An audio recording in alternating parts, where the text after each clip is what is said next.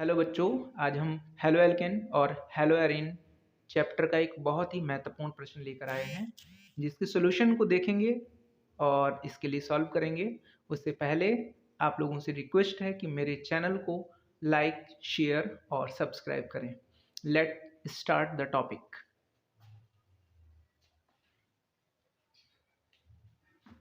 हमारा प्रश्न है हेलो एल्केन केसीएन से अभिक्रिया करके मुख्य उत्पाद के रूप में एल्किल साइनाइड बनाते हैं, जबकि एजीसीएन से अभिक्रिया करके यह क्या बनाते हैं? तो ये बनाते हैं एल्किल आइसोसाइनाइड।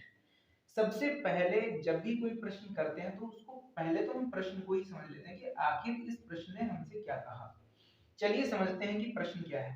तो प्रश्न हमारा क्या है? Halo alkane. तो हेलो एल्केन से रिलेटेड है प्रश्न। तो हेलो एल्केन होती क्या है पहले ये समझ लेते हैं। देखो हेलो एल्केन जो होते हैं ना हमारे, उन RX से प्रेजेंट करते हैं। हेलो एल्केन को किससे प्रेजेंट करते हैं? RX से। तो R की जगह पे हमें पता है कि हम क्या रख सकते हैं। R की जगह पे कोई भी एल्काइल समूह रख सकते हैं, जैसे कि CH3 है, कि मेथिल, एथिल, प्रोपिल, ब्यूटिल, इस तरीके से। और X की जगह पे आपको पता ही है क्या रखा जा सकता है यहाँ पे। तो यहाँ पे रखा जा सकता है फ्लोरो क्लोरो ब्रोमो आयोडो, यानी कि क्लोरो ब्रोमो आयोडो को यहाँ पे रख सकते हैं।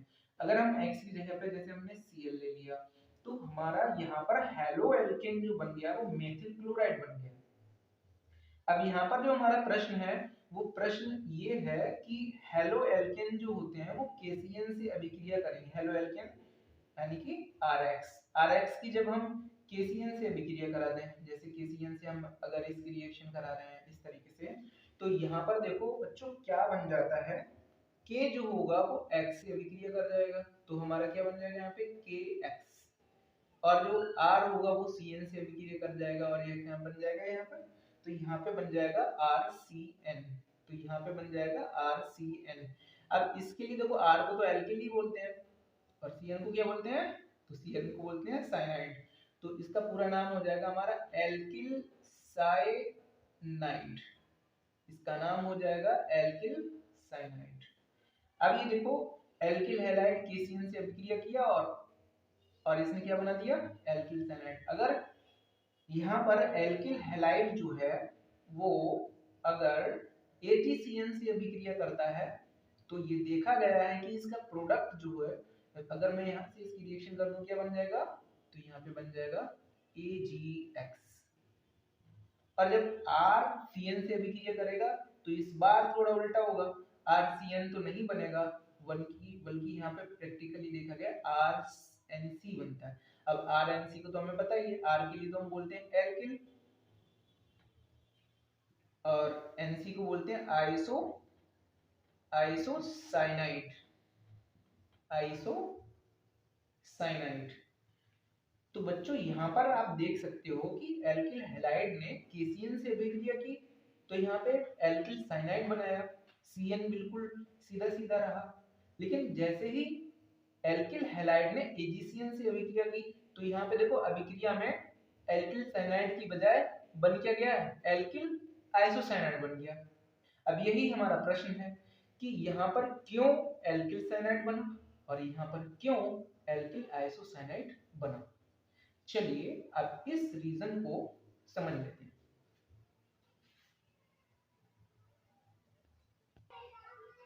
तो देखिए यहाँ पर हो क्या रहा है कि केसीएन हेलो एल्केन से अभिक्रिया करेगा तब ये बनाता है RCN। और जब AgCN हेलो एल्केन से अभिक्रिया करेगा तो ये बनाता है RNC। अब देखो ये भी इससे अभिक्रिया कर रहा है तो ये प्रोडक्ट बना, ये इससे अभिक्रिया कर रहा है तो ये प्रोडक्ट बना रहा है।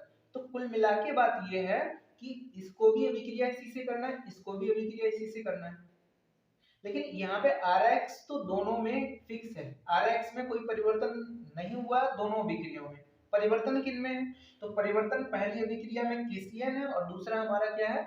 AgCN। तो जो KCN होता है, केसीएन आपका जो केसीएन होता है, केसीएन वैद्युत संयोजी है। केसीएन है वैद्युत संयोजी। केसीएन वैद्युत संयोजी होता है। इसी तरह से जो एजीसीएन होता है इसकी प्रकृति और इसकी प्रकृति थोड़ी अलग होती है।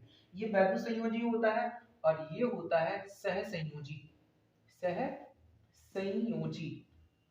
तो अगर हम इंग्लिश में बोले तो इसके लिए हम बोलते हैं इलेक्ट्रोवैलेंट। इलेक्ट्रोवैलेंट। और इसके लिए हम बोलते हैं कोवैलेंट। कोवैलेंट। तो केसीएन इलेक्ट्रोवैलेंट है जबकि एजीसीएन कोवैलेंट। अब अगर हम इसकी स्ट्रक्चर अंदर से देखें तो हमें क्या दिखता है, यहां से दिखता है कुछ ऐसा। अगर हम इसके लिए पानी के घोल में डालते हैं तो हम देख सकेंगे इसमें धनायन और ऋणायन बनेंगे।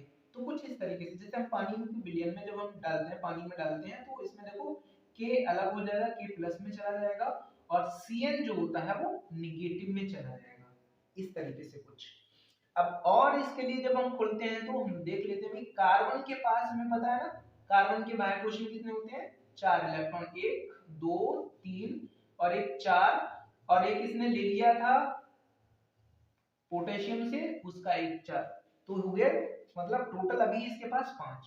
और देखो नाइट्रोजन के बाह्य कोश में होते हैं 5, तो बताइए, तो 1 2 3 4 और एक 5। अब यहां से देखोगे तो इलेक्ट्रॉन से इलेक्ट्रॉन, इलेक्ट्रॉन से इलेक्ट्रॉन, इलेक्ट्रॉन से इलेक्ट्रॉन, तो यहाँ पे तो बन जाता है ट्रिपल बॉन्ड। अगर यहाँ की कंडीशन में देखा जाए तो यहाँ पर देखो कार्बन के पास 2 इलेक्ट्रॉन है और यहाँ पर भी देखो लोन पेयर ऑफ इलेक्ट्रॉन है, तो यहाँ कार्बन भी दाता परमाणु का काम कर सकता है और यहाँ नाइट्रोजन भी दाता परमाणु का काम कर सकता है। अब बात ये आती है कि फिर इनमें से कौन सा दाता परमाणु का कार्य करेगा, तो ये डिपेंड करेगा कि जब हम इसकी Rx से अभिक्रिया कराएंगे, Rx से अभिक्रिया कराएंगे तो Rx के रूप में, जैसे कि हमने शुरू में ही बताई, Rx की जगह पे अगर हमने Rx की जगह पे मैंने CH3Cl ले लिया तो मैं यहाँ पे CH3Cl ले लेता हूँ। तो अगर मैं CH3Cl ले लेता हूँ तो मैं इस तरीके से लिख सकता हूँ इसके लिए ऐसे। तो यहाँ पर अब हम रिएक्शन कराते हैं KCN की। तो यहाँ पर देखिए जो कार्बन कार्बन के बीच का, अगर मान लीजिए कि ये दाता परमाणु का काम करता है तो यहाँ पर जो बॉन्डिंग होगी तो वो होगी कार्बन और कार्बन की। कार्बन कार्बन के बीच में जो बॉन्डिंग होगी वो कार्बन और नाइट्रोजन के बीच में जो बॉन्डिंग होती है उससे ज्यादा स्थायी होती है।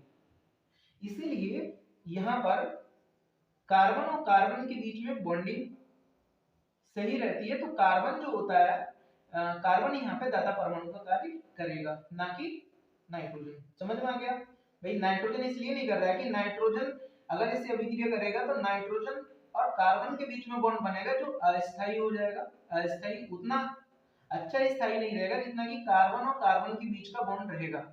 इसलिए यहाँ पर हमारे लिए एक चॉइस है कि कार्बन से बनाए या नाइट्रोजन से बॉन्ड बनाए इस कार्बन का, तो वहां पर आपके लिए कार्बन कार्बन ज्यादा सही रहेगा क्योंकि ये बॉन्ड आपका स्टेबल बॉन्ड रहता है, स्थायी बॉन्ड रहता है। कार्बन नाइट्रोजन के स्थायी नहीं रहेगा। इसलिए यहाँ पर दाता परमाणु का काम कौन करेगा? कार्बन करेगा। तो कुछ इस तरीके से अभिक्रिया हो जाती है हमारी। KCl तो निकल जाएगा, ऐसे निकल गया। अब देखो यहाँ से देखिए H3C और इससे बॉन्ड कौन बना लेगा? Cn, यानी कि यहाँ पे जो बॉन्ड बनेगा वो किस किस के बीच में बना हुआ है? कार्बन और कार्बन के बीच का बॉन्ड बना है, क्योंकि कार्बन अगर दाता परमाणु का काम करेगा तो ये बॉन्ड ज्यादा स्थायी और टिकाऊ होगा। अच्छा, फिर हम बात कर लेते हैं कि AgCN जो होता है वो क्यों RNC बनाता है। तो AgCN की जो प्रकृति है वो है हमारी सहसंयोजी। ठीक है, तो ये कुछ इस तरीके से हम बॉन्डिंग को इसमें हम प्रेजेंट कर सकते हैं। AgC, अब कार्बन के बाह्य कोश में कितने होते हैं? 4 और नाइट्रोजन के बाह्य कोश में कितने होते हैं? 5। 1 2 3 4 और एक 5। अब यहाँ से एक बॉन्डिंग बन गई तो ट्रिपल बॉन्ड बन गया है यहाँ पर। अब यहाँ पर आप देख ही रहे हो कि कार्बन जो होता है ना, कार्बन के सभी इलेक्ट्रॉन बॉन्ड बनाने में भाग ले रहे हैं। यहाँ पर इसके पास कोई भी लोन पेयर ऑफ इलेक्ट्रॉन नहीं है जिससे कि ये दाता परमाणु का काम कर सके। नाइट्रोजन जो होता है उसमें लोन पेयर ऑफ इलेक्ट्रॉन है जो कि, और इसीलिए क्या होता है कि नाइट्रोजन यहाँ पे दाता परमाणु का कार्य कर सकता है।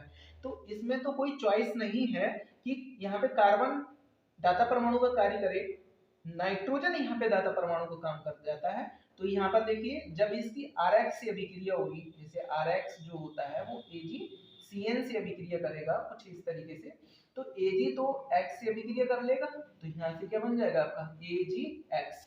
लेकिन अब यहाँ पे चूंकि कार्बन के पास, वैसे अगर कार्बन के पास कुछ होता ना तो कार्बन कार्बन के बीच का जो बॉन्ड होता वो कैसा बनता, स्टेबल बन जाता। लेकिन कार्बन के पास यहाँ पे दाता परमाणु को कार्य करने के लिए कुछ है ही नहीं, लोन पेयर ऑफ इलेक्ट्रॉन नहीं है, तो इसीलिए क्या होता है कि यहाँ पे दाता परमाणु का काम सिर्फ और सिर्फ नाइट्रोजन करता है। H3C और यहाँ पे मैंने Cl ले लिया, तो यहाँ से निकल जाएगा आपका AgCl, और यहाँ पे जो बनेगा वो क्या बनेगा H3C और CNC। जो दाता परमाणु को काम करता है उसे पहले ही लिखते हैं उसके पास, जी दाता परमाणु को काम किया इसलिए नाइट्रोजन पहले आ गया, सी बाद में चला गया, तो यहाँ पे बन क्या गया हमारा एल्किल आइसोसाइनाइड या मेथिल आइसोसाइनाइड यहाँ पे बनेगा, मेथिल आइसोसाइनाइड। तो मुझे आशा है कि आप लोगों को इस क्वेश्चन का आंसर ठीक तरह से मिल गया होगा। Thank you.